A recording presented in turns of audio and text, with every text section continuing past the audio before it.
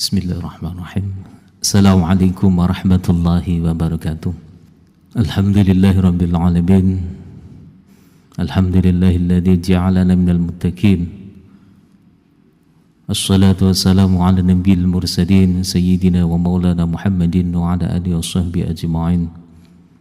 Rabbi shrah li sadri wa yassir li amri wahlul 'uqdatam min lisani yafqahu qawli, amma ba'd. Para pendengar yang kami hormati, pada kesempatan kali ini marilah kita bersama-sama untuk memanjatkan puji syukur kehadirat Allah Subhanahu wa taala, di mana di dalam bulan puasa ini kita masih diberikan rahmat, hidayah, barakah dari Allah, kesehatan, keimanan, meskipun dalam situasi wabah yang masih belum berhenti, situasi kita masih diberikan cobaan oleh Allah Subhanahu wa taala. Kita masih tetap iman dan Islam dan mampu menjalankan kewajiban-kewajibannya.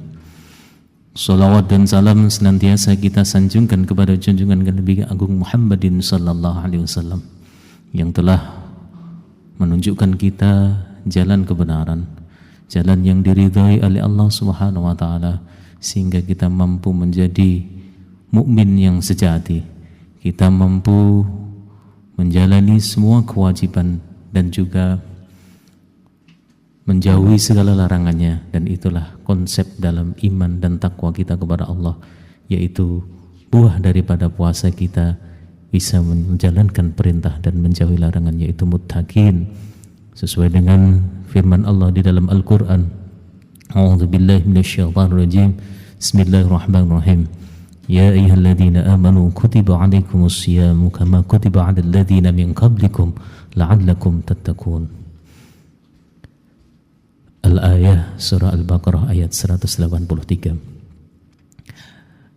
Para pendengar yang kami hormati, dalam kesempatan kali ini kami akan membahas tentang hikmah daripada puasa, yaitu sebagai implementasi dari kita patuh kepada Allah Subhanahu wa taala, yaitu senada dengan apa yang ada dalam konstitusi kita, yaitu Pancasila sila keempat, yaitu kerakyatan yang dipimpin oleh hikmat, kebijaksanaan dalam permusyawaratan perwakilan. Kita tidak pernah menduga, kita tidak pernah mengira bahwasanya rukun Islam yang kita jalankan, umat Islam yang mayoritas hampir 88% dari penduduk Indonesia, dikarenai bangsa yang sangat luar biasa. Para pendiri bangsa yang mencetuskan Pancasila sangat-sangat senada dengan rukun Islam yang kita yakini, kita lakukan sebagai syarat bagi seorang orang yang beriman kepada Allah Subhanahu wa taala. Dalam Pancasila sila pertama, ketuhanan yang Maha Esa, itu adalah sebuah pengakuan daripada syahadat kita kepada Allah. Asyhadu an la ilaha illallah, tidak ada Tuhan selain Allah, wa anna Muhammadan Rasulullah, dan Muhammad utusannya. Keesaan Allah sangat dijunjung tinggi oleh bangsa Indonesia, sehingga Islam menjadi agama yang satu-satunya monoteisme, menyatukan atau mengesakan Tuhan yang tidak ada sekutu baginya. Dalam sila kedua kita lihat kemanusiaan yang adil dan beradab. Hal ini sesuai dengan rukun Islam yang kedua, yaitu sholat, yang mana sholat adalah bentuk kita memanusiakan manusia. Kita tidak menyamakan diri kita kepada Tuhan. Kita tidak merendahkan diri kita dengan binatang. Kita tidak menyamakan diri kita dengan syaitan. Kemanusiaan di sini bisa digambarkan dengan tata aturan kita sholat. Bagaimana manusia mengabdi kepada Tuhannya, memanusiakan manusia. Kita sejajar, tidak ada yang lebih. Hanya imam yang satu yang boleh memberikan atau memimpin dalam kita sholat. Namun ada kesetaraan di sana. Status sosial tidak ada. Sekat-sekat antara kaya dan miskin ditinggalkan di dalam sholat. Semua sama manusia. Dalam sila ketiga persatuan Indonesia, kita bisa mengambil dari ritual kita, rukun Islam yang kelima, yaitu haji. Haji ke Baitullah merupakan salah satu bentuk pengumpulan massa terbesar di dunia, perkumpulan massa atau manusia yang terbesar di dunia dalam satu waktu, satu tempat. Dinyatakan dalam hadis Rasulullah sallallahu alaihi wasallam, al-hajju huwa Arafah. Haji adalah mengikuti kumpul di padang Arafah, di mana mereka harus mulai dari tergelincirnya matahari jam 12 siang sampai terbenamnya matahari, maka mereka harus kumpul di Arafah. Dan itu adalah inti daripada haji, yaitu persatuan umat Islam sedunia. Dan kita jawantahkan di dalam negara kita dengan bentuk persatuan Indonesia. Pada sila keempat, kita melihat bahwasanya kerakyatan, bentuk kita mengabdi kepada Allah tanpa ada sekat, tanpa ada rasa kita ingin membangkang sedikit pun, bisa diimplementasikan di dalam puasa kita. Dan inilah materi yang kita bahas dalam kesempatan ini, sehingga puasa merupakan bentuk kita mengabdi tanpa kita membantah, tanpa kita melihat seseorang yang harus memaksa kita. Puasa adalah hubungan kita kepada Allah. Puasa adalah bentuk pengabdian kita kepada Allah tanpa ada orang yang mengetahui. Semestinya di dalam kita berbangsa dan bernegara, kita harus mengimplementasikan Pancasila, mengimplementasikan puasa di dalam kehidupan kita, sebagaimana kita menghayati, mengamalkan Pancasila, yaitu tanpa ada rasa pamrih, tanpa ada rasa kita ingin membangkang kepada bangsa dan negara ini, yang akhirnya menyebabkan kita menjadi orang-orang yang dikategorikan adalah tagut, dikategorikan adalah orang yang membangkang atau orang yang makar kepada sebuah negara. Dan puasa memberikan pelajaran penting di dalam itu. Dan di dalam rukun Islam yang kelima, kita ibaratkan dengan zakat, yaitu keadilan sosial bagi seluruh rakyat Indonesia. Adil dalam arti perekonomian, dalam arti kita apabila menjadi orang kaya harus tahu kewajiban kita sebagai orang kaya, yaitu menzakatkan sebagian harta kita, dan itu wajib. Dan yang sunnah adalah sedekah, wakaf, hibah, dan lain-lain yang mungkin bisa dikategorikan kita membantu, saling membantu secara sosial kepada orang lain. Para pendengar yang dirahmati Allah Subhanahu wa taala, kembali kepada puasa sebagai implementasi Pancasila sila keempat. Kalau kita lihat di dalam sila keempat, kerakyatan yang dipimpin oleh hikmat. Apa hikmat yang dimaksud di dalam kita mematuhi? Hikmah yang ada bahwasanya kita mematuhi hasil keputusan bersama yang sudah kita tanda tangani bersama ketika kita berada di Lauhil Mahfuz. Allah tidak memaksakan kehendak kepada kita untuk melakukan puasa, tapi kita ditanya ketika kita berada di dalam Lauhil Mahfuz, di alam yang kekal, bakok sebelum kita dijadikan, kita masih berupa nyawa-nyawa. Kita ditanya oleh Allah di dalam Al-Quran. Allah menyatakan, alastu birabbikum qalu bala syahidana. Wahai nyawa-nyawa, kita semua diminta keterangan. Wahai nyawa-nyawa, apakah kamu siap mengakui aku sebagai Tuhan? Dengan berbagai bentuk konsekuensinya, dengan berbagai bentuk aturan saya, kita diminta pendapat oleh Allah Subhanahu wa taala. Dan kita semua sudah menjawab bala syahidna. Baik ya Allah, siap ya Allah, dan kami menyaksikan itu. Maka dengan perkataan kita mengatakan bahwasanya kita setuju dengan peraturan Allah, Allah menghidupkan kita. Namun apabila nyawa-nyawa tersebut ada yang bilang, kami tidak setuju ya Allah, kami belum siap ya Allah, maka Allah juga tidak akan menjadikan dia hidup di dunia ini. Mungkin ketika bayi ialah, lahir langsung meninggal, mungkin ketika di dalam kandungan dia mati di dalam kandungan karena memang tidak mampu. Betapa berat apa yang sudah kita ucapkan, persetujuan kita kepada Allah. Jadi Allah juga memberikan sebuah pilihan, musyawarah kepada kita semua. Itulah dipimpin oleh hikmat. Jadi hikmah yang sudah kita sepakati bersama dengan Allah, mari kita lakukan dengan baik. Di dalam Al-Quran Allah juga memberikan kewenangan, Allah memberikan kebebasan. Di dalam Al-Quran Allah menyatakan, "Faman syaa'a falyu'min wa man syaa'a falyakfur." Kalau memang kamu ingin, silakan kamu iman, kamu percaya. Kalau kamu tidak ingin, silakan kamu kufur. Allah memberikan pilihan. Allah adalah yang maha demokratis.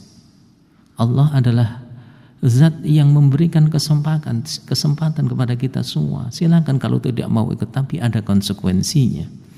Inilah bentuk kerakyatan yang dipimpin oleh hikmat, kebijaksanaan, dan Allah maha bijaksana, sangat maha bijaksana. Semua apa yang diperintahkan oleh Allah kepada kita semuanya itu sudah dirembuk dengan baik oleh Allah. Bahkan Rasulullah sebagai wakil daripada kita, ketika dipanggil Allah menghadap Allah di Sidratil Muntaha, Allah memerintahkan Nabiullah Muhammadin sallallahu alaihi wasallam untuk beribadah sholat 50 kali sehari. Tapi dengan tawaran, dengan musyawarah, sebagaimana Rasulullah menawar Allah 50 sampai menjadi 5 kali sehari, itu adalah bentuk daripada Allah maha bijaksana kepada kita. Jadi Allah tidak memaksa. Silakan. Barang siapa yang beriman, berimanlah. Siapa yang kufur, kufurlah. Tapi ada konsekuensi yang harus kita jalani. Kaum muslimin, para pendengar yang dirahmati Allah Subhanahu wa taala. Dalam kita berpuasa, kita adalah mematuhi perintah tanpa ada pembangkangan, meskipun tidak ada yang melihat.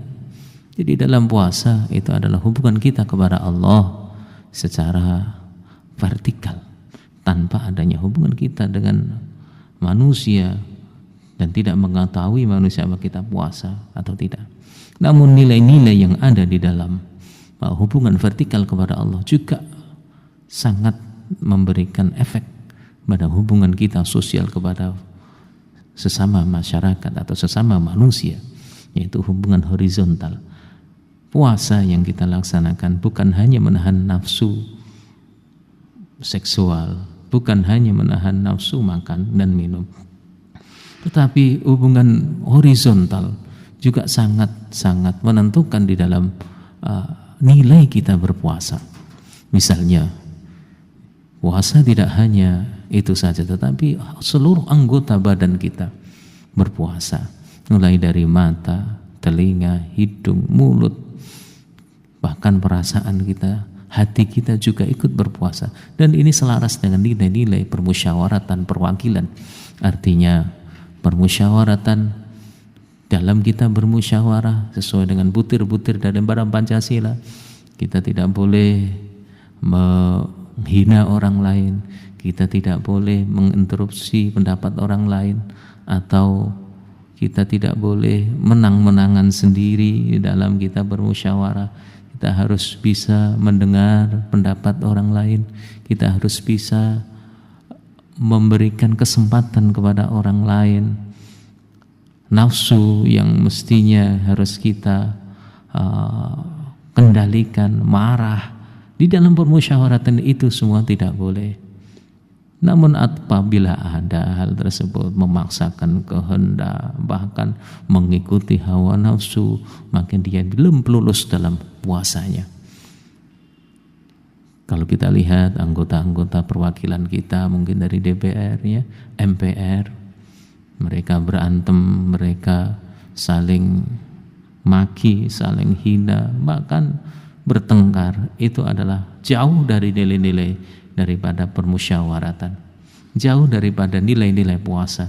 Kalau kita mengimplementasikan puasa di dalam kehidupan sehari kita, maka hati kita akan tertata dengan baik. Kita akan mengikuti pendapat orang yang banyak, tidak mengikuti hawa nafsu kita, selalu kita mengedepankan hati, kita menjaga lisan kita menjaga telinga kita menjaga mata kita, pendapat yang kita berikan apabila disetujui maka kita bersyukur kepada Allah, tapi apabila tidak disetujui maka kita mengikuti sebagaimana pendapat umum, karena itu adalah menurut di dalam Islam pendapat umum adalah pendapat yang mendapatkan ridha dari Allah Subhanahu wa taala. Allah menyatakan di dalam hadis Rasulullah sallallahu alaihi wasallam, innallaha, sesungguhnya Allah bersama dengan jamaah. Innallaha, sesungguhnya Allah bersama kepada orang-orang yang selalu bersatu padu di dalam jamaah tersebut.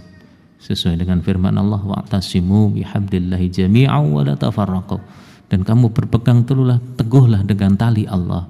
Tali Allah di sini bisa kita katakan orang-orang yang mengikuti, orang yang lebih banyak ya, orang yang atau ulama-ulama besar yang bersepakat di dalam itu, ma'al jamaah, dengan jamaah. Inilah yang disebut perwakilan, permusyawaratan perwakilan. Kita ikut ulama ya, sehingga kita tidak akan tersesat di dalam kehidupan kita. Kita tidak mengikuti nafsu kita. Sayang, 1000 sayang bagi para pemuda-pemuda kita yang mungkin sedang mengkaji, mungkin sedang mencari, tetapi mencarinya keliru. Dia mencari dari internet, buku-buku yang belum jelas siapa yang mengarang, dari ulama mana, sehingga hasilnya mereka mengikuti hawa nafsu mereka, menganggap ulama yang sudah lalu, yang mempunyai keilmuan yang banyak, mereka sudah sepakat dalam suatu, mereka salah semua. Disalahkan, ini dibid'ahkan. Sangat-sangat keras hati mereka. Bahkan mereka menganggap diri mereka adalah yang paling benar, sehingga mengkafirkan para ulama. Subhanallah. Rasulullah berpesan, alaikum bisawadil a'zam. Tetapkan kalian dengan kelompok yang besar. Tetapkan kalian dengan ulama-ulama yang banyak. Jangan mengikuti hawa nafsu dengan mengkaji Quran sendiri, mengartikan sendiri, sehingga membuat madhab sendiri. Sholat juga seperti itu. Kita mengambil madhab kita sendiri. Oh, Nabi sholatnya seperti ini, saya harus seperti ini. Nabi sholatnya harus rapat, maka kakinya agak dilonggarkan. Ini kurang dalam kita menghargai. Memang itu syariat, tetapi syariat juga harus didasari kepada pendapat daripada ulama yang sudah tahu ilmu hadis, ilmu Quran, ilmu-ilmu tentang fikih yang sudah divalidasi, artinya sudah menjadi kesepakatan umum, sehingga kita tidak menjadi orang yang sombong, orang yang merasa benar. Bahkan hati-hati apabila kita berguru kepada seseorang yang tidak tahu asal usulnya, sanadnya tidak sampai kepada Nabi Allah Muhammad sallallahu alaihi wasallam, maka lebih banyak itu diberkahi atau dibelokkan oleh syaitan. Barang siapa belajar tanpa guru, fasyaikhuhu syaitan, maka gurunya adalah syaitan. Jadi hati-hati para anak-anak muda dalam kita berguru kepada orang lain.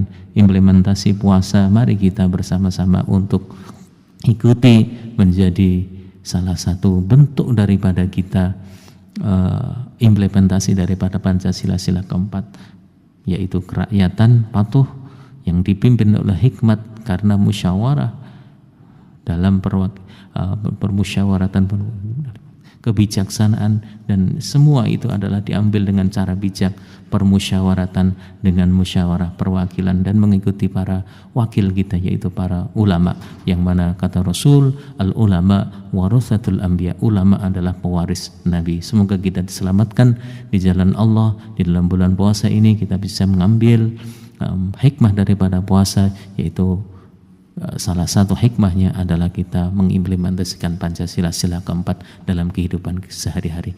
Demikian ceramah kami, semoga menjadikan manfaat dan berkah bagi kita semua. Wallahu muwaffiq ila aqwamit thoriq. Wassalamualaikum warahmatullahi wabarakatuh.